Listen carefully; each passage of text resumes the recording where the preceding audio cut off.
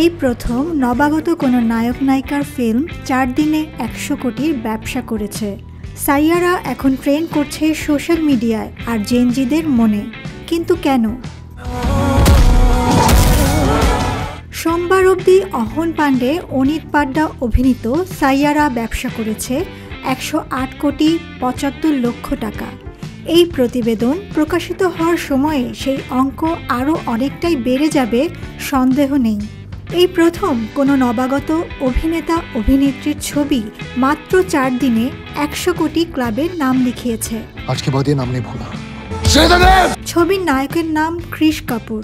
কৃষ পেশায় একজন মিউজিশিয়ান, কাজ থাকলে টাকা পায়, না হলে পায় না। কিন্তু তার বাইক আছে, যা সে হেলমেট ছাড়া সিগারেট খেতে খেতে সাংঘাতিক স্পিডে চালায়।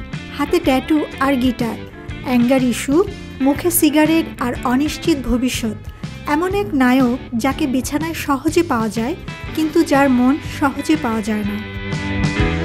এমন কৃষ কাপুর প্রেমে পড়ে বানি বাত্রার, আর এমন প্রেমে পড়ে যে নিজের সুপারস্টার হওয়ার লোভ স্মরণ করেও সে পড়ে থাকে বানির পাশেই। ইমোশনাল গান আর অরিজিৎ সিং, এই দুজনের কম্বিনেশন যে কি মারাত্মক তা আমাদের সবারই জানা। এই ফিল্মের গান দারুণ।